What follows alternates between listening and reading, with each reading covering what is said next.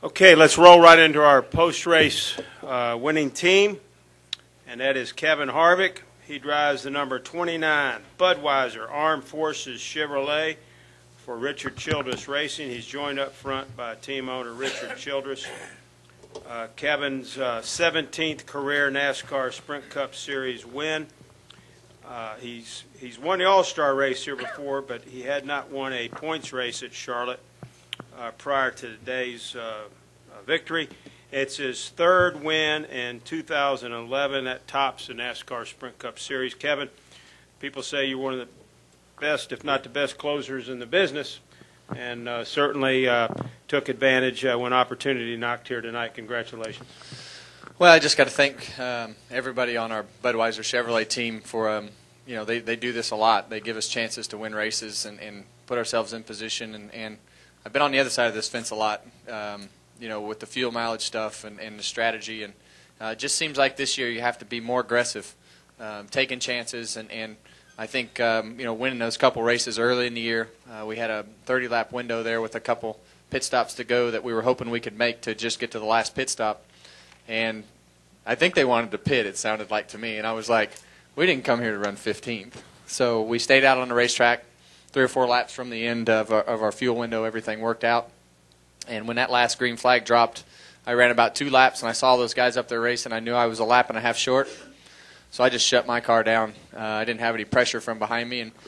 And we ran probably 10 or 15 laps, probably a second off the pace, and I got some good savings under the caution, and we thought we were plenty good there, so it all worked out. And Richard, talk about winning the Coca-Cola 600 for RCR on Memorial Day weekend with a special paid scheme with the 29 Budweiser Chevrolet. Had to be a big thrill for you. Yeah, I mean, it's really great, especially on Memorial Weekend, to let everybody understand what Memorial Weekend is all about. It's not celebrating racing and a lot of other things, but it's celebrating our fallen troops and our veterans that gave us the opportunity to do what we were able to do tonight. And I couldn't be prouder of Kevin and Gil and the whole Budweiser Jimmy John's team. It was one of those deals that they started saving, and I was listening to them on the radio all the way through it and just run hard enough to stay in front of, at the time it was a 31, and Kevin is as good as anybody knowing how to save fuel, and I felt we were going to be right there at the end, and if anybody could make it, I felt he could.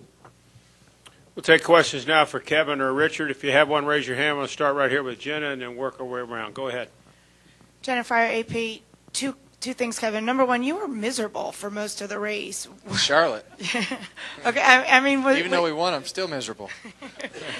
In about 30 minutes, I will be happy when we drive out of that tunnel, and the month of May is over. You got to be pretty delightful for Delana. But you were pretty miserable. What was going on with your car? And what was it? Just Charlotte, or was that it? And a lot of times when guys win this way, you've led 9 laps and 3 wins this year. You start to say, maybe this is their year. Maybe things are just lining up, and this is your year. Are you starting to think that at all? Well, look, when we pull into Charlotte, I apologize before I even get to the racetrack, because there's nothing. I mean, this is a great racetrack. It's a great facility, and I know everybody loves coming here because it's close to home. For me, it's been a struggle since day one of my career. And, well, I shouldn't say that. We finished second the first time I came here, and that was about it. And so for me, it's just been that thing in my mind, that one racetrack that just frustrates the hell out of me that I can't figure out.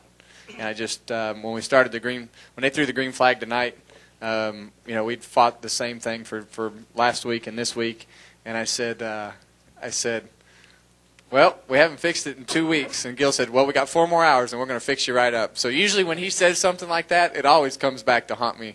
And honestly, it's great to be a part of this team, because everybody knows who I am. They don't get down on me, and nobody gets really down on each other. And if we wouldn't have won the race, everybody would have went home, and we just said we would do this different or that different. And we'd all smiled about it by the time we got done at 8 o'clock on Monday morning after our competition meeting. So it's just the chemistry and the way that everybody is on this race team. Money can't buy that. And when you have a race team like that, I've never had that until you feel everything gel and you feel everything come together, and you race for a championship and you do all the things that you do.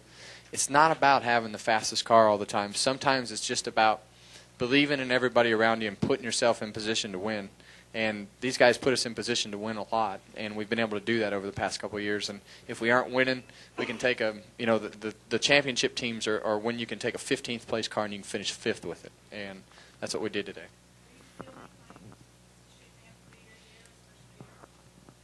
I think it's been a fun year so far. Anyway, we're going to have fun. This stuff is way too hard. If it all works out in the end, great. We're going to fight all the way to the end to make it, put ourselves in position to do everything you can, but you never know. I mean, it's so early. Hopefully we're right in the middle of it. Crew Chief Gil Martin has joined us now. And Gil, talk about your thought process there towards the end of that race, having to save fuel, etc. Kevin certainly is a master at doing that. Well, he is. He does a great job on that. And we knew with right at 100 laps to go, we had our mindset that we were needing to get to lap 348 to be able to make it in one last stop. And when that caution came out on 343 or whatever it was, we knew it was going to be extremely close right then. And we started, Jeremy and Matt, the two engineers, they started crunching numbers as hard as they could go. And we pretty well, any way we could crunch them, we were a lap and a half short. And so basically, you tell Kevin that, and he did a great job saving fuel, from the drop of that whole last run, because there was no way that we were going to make that. And he made that up. Didn't lose any real time on the racetrack, so he was able to save fuel and maintain speed at the same time, and that's two things that's hard to do. Okay, we'll open it up again for questions. We'll go with Joe and then over here to Jim. Go ahead. Joe Menzer, NASCAR.com. Richard, I just want to get your reaction to seeing your three cars lined up there, helping each other out, pushing each other at the end. That was kind of unique. And for the other two guys, how nerve-wracking is that at the end? It's got to be pretty nerve-wracking. Well, this whole race was probably as competitive of a 600 that I've witnessed all night long. The field kept changing at the front and changing, but to see our cars working together, that's what owner loves to see or wants to see, and it was all legal. You can do what we were doing there. You just can't push somebody across the checker flag to win it on the last lap. I think that's the rule, but it was pretty neat to see everybody work together, and I'm sure they're happy to see Kevin win. That is the rule. You can't do it once the white flag has been displayed. That's correct. What was the second half of the question? Oh, nerve-wracking. Fuel mileage racing is there's no gas gauge in the car, and there's really no rhyme or reason. I have a pretty good idea. When they say a lap and a half, I feel like I got half of that under caution after the pit stop. And the way that we didn't take advantage of the new tires. I ran a couple laps and didn't feel like I needed to be racing that hard. And I feel like the first 10 or 15 laps were probably a second slow of probably what we could have ran. And I felt like we had saved a good portion the next 30 or 35 laps, and he'd actually felt comfortable enough with it, with the pace that we had run. To tell me to go ahead and go. So I felt when he was that comfortable with it, and then Richard overruled him and said, slow down. Slow down.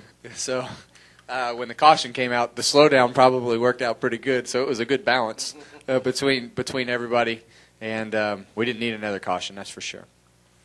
We'll go to Jim, and then we'll go to press box. Go ahead, Jim, and then we'll get some in the back. Go ahead. Jim Miller, Charlotte Observer. A question for Kevin and then for Gil. Kevin, earlier in the race, you were a little upset about one of the debris cautions, and I just wondered at the end of the race, your teammate Jeff Burton got caught up in a wreck on the next to last lap. They didn't throw a caution. Is that a different scenario for you, or does that just kind of fuel the fire of your earlier complaint? Well, I think when you're the recipient of the caution and it not falling your way, you're going to be mad. I don't know if there was caution, if there was debris out there or not. I was frustrated, but all the guys who were the beneficiary of that weren't frustrated. So it's just the nature of the beast, and the one thing I have learned over the last 2 or 3 weeks, and it really kind of puts it all into reality, is there has to be a judge. There has to be somebody making those decisions, and there has to be somebody who's going to say, yep, there's debris on the track, I see it, and there it is. And if this car is illegal or that car is illegal, here's the penalty, here's that.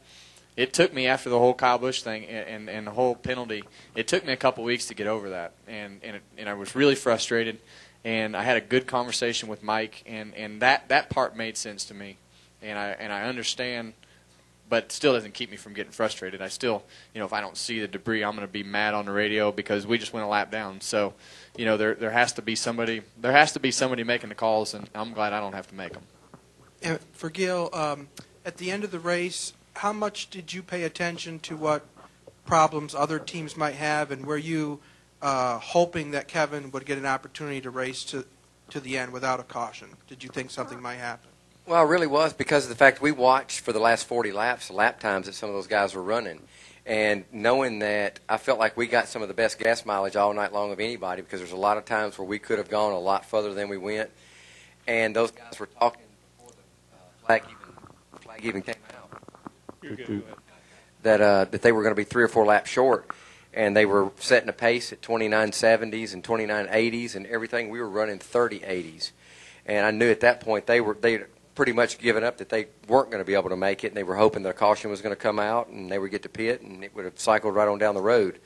But the pace that they set, and then they tried 25 laps later to start saving fuel, I knew they were dead in the water at that point because they extended themselves too far early. Let's go to the press box. Questions? Go ahead. For him and FoxSports.com. Kevin, obviously you're not going to give away any wins, but you've had to endure long losing streaks in the past. How do you feel for Dale Jr., him being so close to snapping his long losing streak and then losing it right at the end? I feel like complete crap, to tell you the truth. Man, when I saw that thing slowing down, I'm like, I really want to win the race, but why does it happen? I mean, why couldn't it be on a day when we're running bad or have something go wrong? Because I think everybody sitting up here would say that we want the 88 to win, and they're so close to winning, and both times they had a chance to win. We're going to do what we have to do to win the races, and today it all just worked out strategy wise that we won the race. But I feel so stinking bad for him, and I know how bad he wants it, but it's it'll happen. I mean, they keep running like that, it'll happen.